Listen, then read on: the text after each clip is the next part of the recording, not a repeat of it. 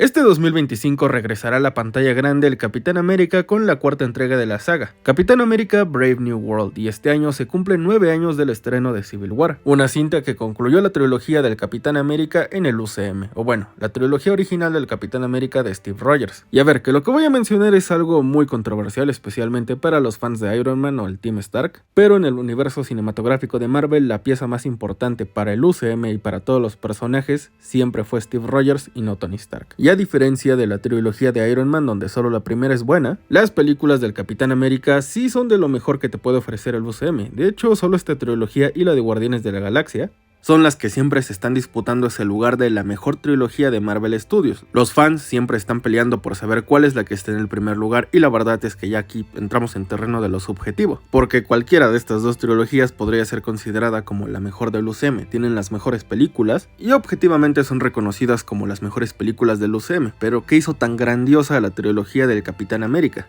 Hi YouTube team, Polykins here. All the content used in this video is used under fair use. Capitán América y el Soldado del Invierno es reconocida hasta el día de hoy como la mejor película del UCM, objetivamente hablando, claro. Hay que estar ciego para no reconocer que objetivamente esta película no tiene igual en el UCM.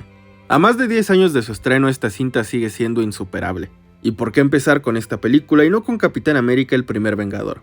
Tenemos que empezar analizando la pieza angular en esta trilogía. Capitán América y el Soldado del Invierno para muchas personas es considerada incluso una de las mejores películas de superhéroes, siendo la única pieza del UCM que realmente destaca por salirse de ese estigma de ser una película de superhéroes. Es una buena película y punto. Lo más sorprendente de esta película es que su trama no se tambalea queriendo ir para un lugar o para otro, tratando de establecer una narrativa para otras películas. Es una cinta tan satisfactoria porque se cumple a sí misma. Y mira cómo la película se plantea. Desde el inicio de la cinta se te plantea una interacción entre Steve y Natasha, y ambos personajes evolucionan dentro de la cinta y no son las mismas personas que cuando iniciamos. Cuando iniciamos esta película, el Capitán América tiene una visión del mundo muy limitada, entre blanco y negro, maldad y bondad.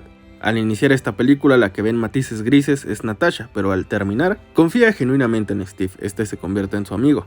Mucho se ha comentado que en esta película se tiene el concepto de seguridad versus libertad, de cómo la gente puede llegar a cambiar su libertad a cambio de seguridad. Y a ver, que hoy en día, estando exactamente a la mitad de la década de los 2020, es muy difícil confiar en el gobierno y en la sociedad. La inocencia ya se perdió. Vivimos gobernados por gente que son básicamente los perritos falderos del crimen organizado. La seguridad ya no existe. Como diría el himno nacional mexicano, maciosare un extraño enemigo, profanar con su planta tu suelo. Piensa, oh patria querida, que el cielo un soldado en cada hijo te dio. Lamentablemente para los mexicanos, pues nuestra patria ya fue vendida. Nuestros líderes están coludidos con el crimen organizado, y al igual que Steve Rogers, perdemos la esperanza en las instituciones y solo nos queda creer en los individuos. Sebastian Stan lo ejemplifica de mejor manera. Cuando estuvo en el programa Hot Ones, mencionó la razón por la cual funcionó Capitán América 2 de manera tan excelsa, es porque las escenas de acción tan bien coreografiadas solo funcionan si te importan los personajes que están dentro de estas secuencias.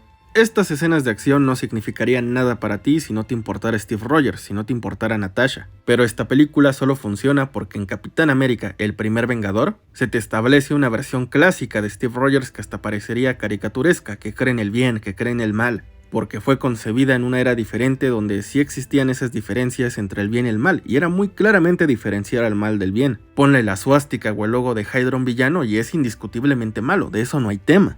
Lo creas o no, para que estos conceptos se pudieran realizar costó demasiado, porque originalmente Ike Perlmutter y otros ejecutivos querían que esta película tomara lugar en tiempos más contemporáneos, no que fuera un period piece, y el que aquí sí reconozco que tuvo que pelear porque esta película tomara lugar en la antigüedad fue Kevin Feige. Viendo esto desde la perspectiva del estudio, sí fue muy riesgoso, y no solo eso, la película no fue un enorme éxito, pero si esta cinta no funcionaba, el UCM no funcionaba, y lo hizo. Estoy tratando de ser muy objetivo con esta película porque es mi cinta favorita del UCM, pero no puedo evitar verla como la pieza más importante para el universo cinematográfico de Marvel en la fase 1. Por lo menos cuando hablamos de películas individuales, porque cuando hablamos de la película de los Vengadores, la cual fue una extravaganza de personajes y espectáculo, es más que nada un evento cinematográfico. Y esta película no hubiera funcionado, así como no funcionó el DC Extended Universe, si no hubiéramos tenido esos sesgos de mundos propios que desembocaron y colisionaron. El mundo del Capitán América es muy blanco y negro, muy heroico. ¿Qué pasa cuando lo chocas con el mundo de Tony Stark? Se crea una fricción muy interesante entre estos dos personajes porque sus mundos están chocando, sus creencias, y sus propias percepciones sobre el heroísmo. Curiosamente, tanto el arco narrativo de Steve Rogers como el de Tony Stark van en paralelo en el UCM, y ambos concluyen en una línea de meta que básicamente es un reflejo del punto de partida del otro, como si ambos hubieran aprendido algo del otro, tanto Tony de Steve, y terminan reflejándose el uno con el otro cuando empezaron estos viajes, cuando empezaron sus caminos del héroe. En Capitán América, el primer Vengador cree de manera ciega en el gobierno y en la misión porque se vivía un mundo de blanco y negro, no se vivían esos matices grises, donde todo es mucho más complicado, como que oye, los de Hydra son los malos, los americanos son los buenos, y se acabó. Peggy Carter termina siendo el mejor interés amoroso de todo el universo cinematográfico de Marvel. Sí, esto es algo que reconozco objetivamente, aunque yo hubiera querido ver a Steve junto a Natasha, pero al final del día Steve y Peggy están hechos el uno para el otro, ya que sus sistemas de creencias son básicamente los mismos. Y esta es mi película favorita de todo el universo cinematográfico de Marvel, porque tiene una vigencia que es mucho más duradera que otras películas del UCM, se siente como atemporal. Para mí esta escena de sacrificio de Steve Rogers contiene una noción que hasta se puede aplicar en el mundo real, porque no hay nada más hermoso y a lo que pueda aspirar más un hombre que al sacrificio, que a dar su vida por algo más grande, por la persona a la que más ama, un ser querido o su gente, porque un hombre siempre debe de aspirar a un nivel de fortaleza y autoconciencia donde se da cuenta que puede sacrificarse, que puede hacer la diferencia, que su vida no es más importante que la de los demás. Es cuando matas al ego que le das vida al significado más puro. Esta escena es dolorosa porque estás viendo la despedida entre Steve Rogers y Peggy Carter. Steve quiere tener ese baile con Peggy, pero él sabe que es más importante salvaguardar la integridad y el bienestar de la gente. Este está sacrificando su felicidad por la de los demás. Steve Rogers es el Capitán América porque está dispuesto a dar su vida por la de los demás. Steve Rogers es el Capitán América porque es un buen hombre. Joe Johnston, el director de esta película, audicionó el papel de Peggy Carter con esta escena por una razón. Esta es la pieza angular de esta película, la razón por la cual el Capitán América funciona dentro del UCM.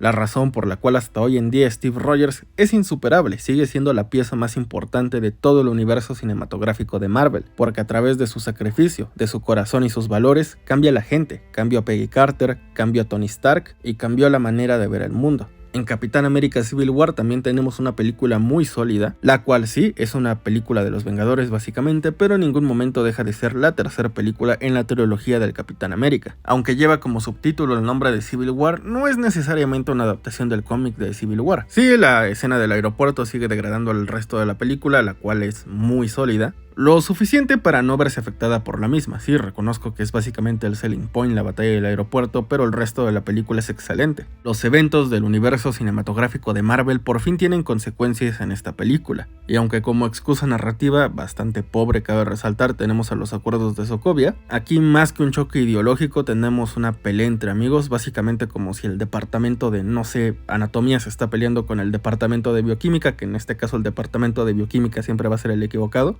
Y a ver, que si alguien como Peter Parker se hubiera detenido a leer los acuerdos de Sokovia, básicamente hubiera estado del lado del Capitán América y no de Iron Man.